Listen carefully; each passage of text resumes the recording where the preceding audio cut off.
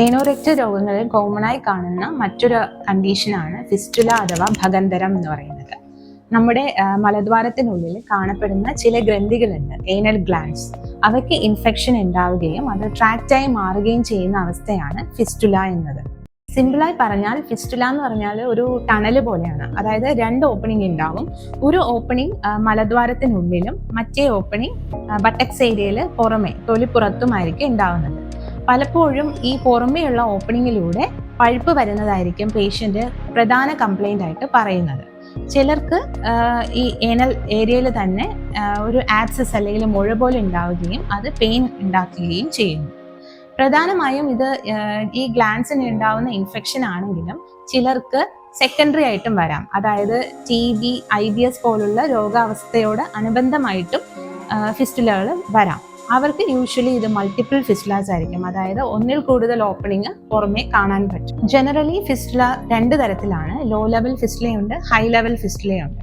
Law level fistula എന്ന് പറയുമ്പോൾ അത് സിമ്പിൾ ഫിസ്റ്റുലാസ് ആയിരിക്കും. ഹൈ ലെവൽ ഫിസ്റ്റുലാസ് ആകുമ്പോൾ അത് കുറച്ച് കോംപ്ലിക്കേറ്റഡ് ആയിരിക്കും. ഹൈ ലെവൽ ഫിസ്റ്റുലാസ് ആയതുകൊണ്ട് തന്നെ അവർക്ക് ഫിസ്റ്റുലോഗ്രാം പോലുള്ള ഇൻവെസ്റ്റിഗേഷൻസും ആവശ്യമായിട്ട് വരാം. അതുകൊണ്ട് തന്നെ ഏനോറെക്ടൽ രോഗങ്ങളിൽ വളരെ ഇമ്പോർട്ടൻ്റ് ആയിട്ടുള്ള ഒരു സ്റ്റെപ്പാണ് എക്സാമിനേഷൻ പാർട്ട്. ഈ കൃത്യമായ പരിശോധനയിലൂടെ മാത്രമേ ഇത് ഫിസ്റ്റുലയാണോ, ആണെങ്കിൽ തന്നെ ഇത് ഏത് തരത്തിലുള്ള ഫിസ്റ്റുലയാണ് എന്ന് നമുക്ക് ഡയഗ്നോസ് ചെയ്യാൻ പറ്റുള്ളൂ. ഫിസ്റ്റുലയ്ക്ക് വളരെ എഫക്റ്റീവായ ട്രീറ്റ്മെൻറ്റാണ് ആയുർവേദത്തിൽ പറയുന്ന ക്ഷാരസൂത്രം. ക്ഷാരം എന്ന് പറഞ്ഞാൽ ഒരു ആൽക്കലൈൻ പ്രിപ്പറേഷൻ ആണ്. സൂത്രം എന്ന് പറഞ്ഞാൽ ത്രെഡ് അഥവാ നൂല്.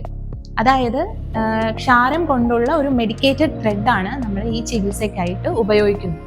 നമ്മൾ നേരത്തെ പറഞ്ഞു ഫിസ്റ്റുല എന്ന് പറഞ്ഞാൽ ഒരു ട്രാക്റ്റ് ആണ്, അതിന് രണ്ട് ഓപ്പണിംഗ് ഉണ്ട്. അപ്പോൾ പുറമേ കാണുന്ന ഓപ്പണിങ്ങിലൂടെ ഈ ത്രെഡ് കയറ്റി മലദ്വാരത്തിനുള്ളിലെ ഓപ്പണിങ്ങിലൂടെ പുറത്തേക്ക് എടുക്കുകയും അത് പുറമേന്ന് കെട്ടിവെക്കുന്നതുമാണ് ഈ ചികിത്സാ രീതി. ഇത് ഒരു വൺ ടൈം പ്രൊസീജിയർ അല്ല. ഈ ത്രെഡ് ഇട്ട് കഴിഞ്ഞാലും വീക്ക്ലി വൺസ് നമ്മൾ ഈ ത്രെഡ് ചേഞ്ച് ചെയ്യേണ്ടതായിട്ടുണ്ട്. ഇതൊരു മിനിമൽ ഇൻവേസീവ് പ്രൊസീജിയർ ആണ്. ഇതുവഴി നമുക്ക് പ്രോപ്പറായി ആ കെട്ടി നിൽക്കുന്ന പഴുപ്പിനെ പ്രോപ്പറായി ഡ്രെയിൻ ചെയ്യുകയും ട്രാക്റ്റ് കട്ടാവുകയും അതോടൊപ്പം തന്നെ ഹീൽ ആവുകയും ചെയ്യും. ഇതൊരു വൺ ടൈം പ്രൊസീജിയർ അല്ല. ത്രെഡ് ഇട്ട് കഴിഞ്ഞാലും വീക്ക്ലി വൺസ് നമ്മളിത് ചേഞ്ച് ചെയ്യണം.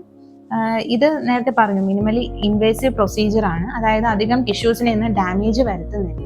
ഇതിന്റെ മറ്റൊരു പ്രത്യേകത എന്ന് പറഞ്ഞാൽ ഇതൊരു മെഡിക്കേറ്റഡ് ത്രെഡ് ആണല്ലോ. ഇത് ഇടുന്നതിലൂടെ പ്രോപ്പർ ഡ്രെയിനേജ് നടക്കുകയും കൂടാതെ കട്ടിങ്ങും അതോടൊപ്പം ഹീലിങ്ങും സംഭവിക്കുകയും ചെയ്യുന്നു. അതുകൊണ്ട് തന്നെ ഇതിന് റെക്കറൻസ് റേറ്റും വളരെ കുറവായിരിക്കും.